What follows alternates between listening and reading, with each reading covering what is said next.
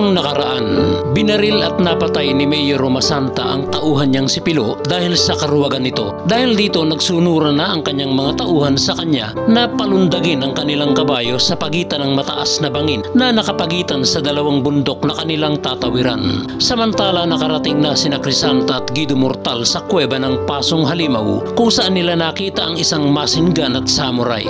Pero napansin ni Guido Mortal ang kwintas na suot ni Crisanta na pag-aari ng kanyang ina, kaya hinablot niya ito at sinabi kay Crisanta na iyon ang ebidensyang nagpapatunay na kabilang ito sa 4 na bandidong nanloob sa Villa Mortal at pumatay sa kanyang magulang at kapatid. At ngayon sa pagpapatuloy ng ika-30 kabanata ng ating sinicomic seryeng Guido Mortal.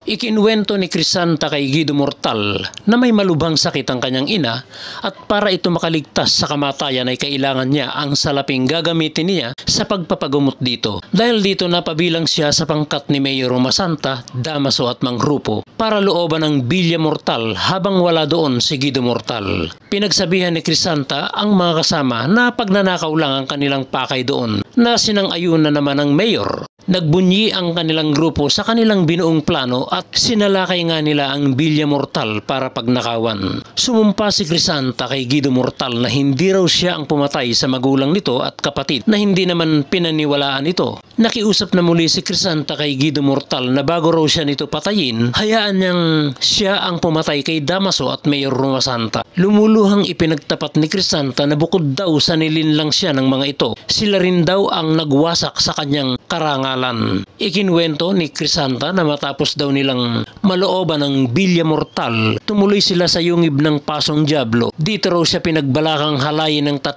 kasama at halinhinan siyang ginahasa. Matapos daw nilang pagsawaan ang kanyang katawan, tinangay din daw ng mga ito ang salaping kanilang nakulimbat, kaya ito rin ang naging dahilan para tuluyang mamatay ang kanyang may sakit na ina. Tuluyan ang napahagulgol ng iyak si Crisanta sa harap ni Guido Mortal. Ano ang gagawin ni Guido Mortal?